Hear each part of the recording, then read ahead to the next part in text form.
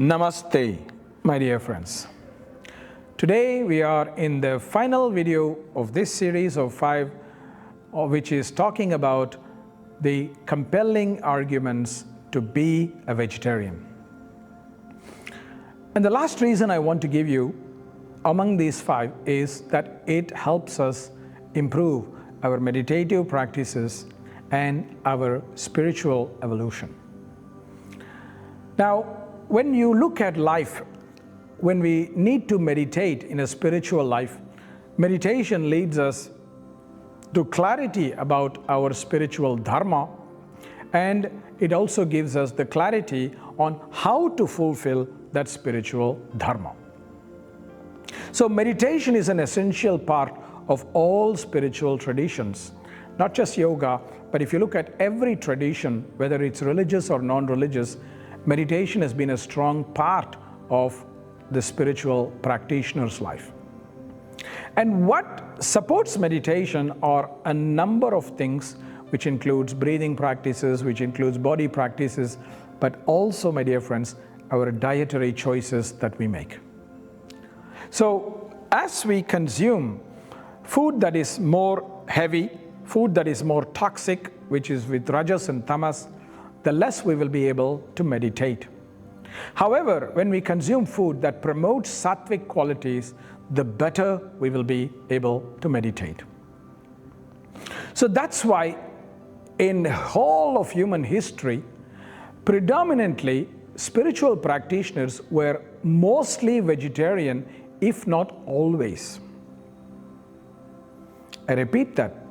Throughout history, predominantly people were vegetarian. And the reason I say this with so much authority is because it's only recently in human history that we have the capacity to consume meat every day.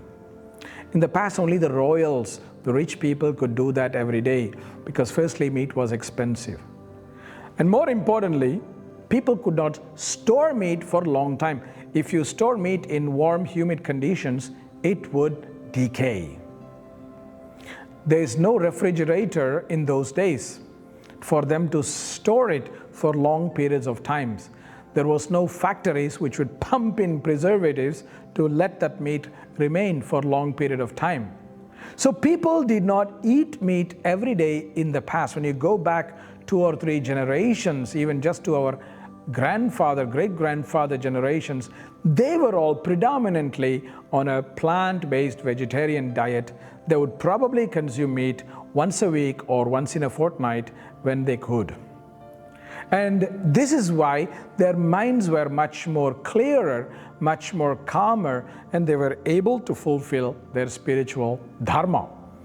And that's why it's very, very compelling for us to consider being vegetarian predominantly, if not all, because that vegetarian diet would bring us the tranquility of mind, the peace of mind that can help, of course, meditate better and, of course, help realize and fulfill our dharma. Of course, it's not a guarantee because diet is one part of the puzzle. It's not the only piece to the puzzle, but it's certainly a very important part of this puzzle. And the more we fulfill our dharma, the less violent we will be, the less distracted we will be. And when each of us fulfill our dharmas, we participate in a collective healing of humanity and of non-humanity as well, of animals and plants as well, because we will care for everything with great respect. We will value the sacredness of life of all sentient beings in this planet in a very respectful way.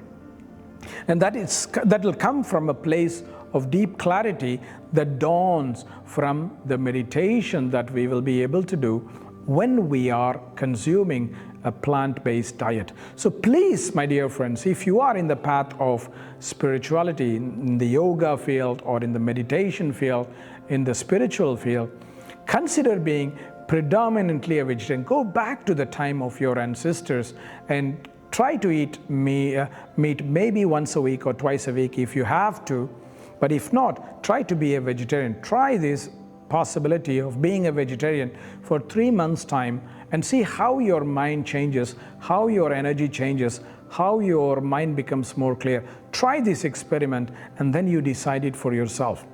I'm sure that in the beginning there will be certain withdrawal signs, but as you pursue over a period of 3 months, you will see the changes, and I can guarantee you that you will not want to go back to the past.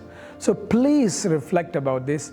This is the last argument I want to share with you, that having a plant-based diet will contribute greatly to our meditative process as well as our spiritual evolution. So make the right choice, my dear friends, and I say goodbye to you, and I ask you to make all the good choices from your heart, and we will begin the next series in the next video. Namaste.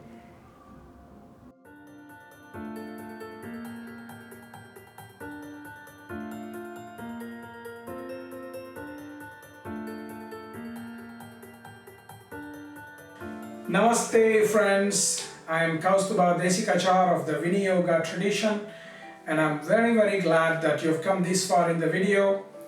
If you have come this far, it means you really like and appreciate our videos, and let us know how you feel about it through comments below. Let us also know that you appreciate it by giving us a thumbs up and also clicking the notification icon so that we will be inspired to produce more free and valuable content like this, and we let the community grow. So please subscribe to us so that the algorithms pick our videos in a much better manner. And thank you for sharing these videos through your social network so that it reaches as many people as possible. This is the best way we can do to share nice content with our close friends and our students and other people who we care about. And be safe and be happy and be healthy as we are going through very difficult times, but let us remain connected to our heart with hope and Shraddha. Namaste.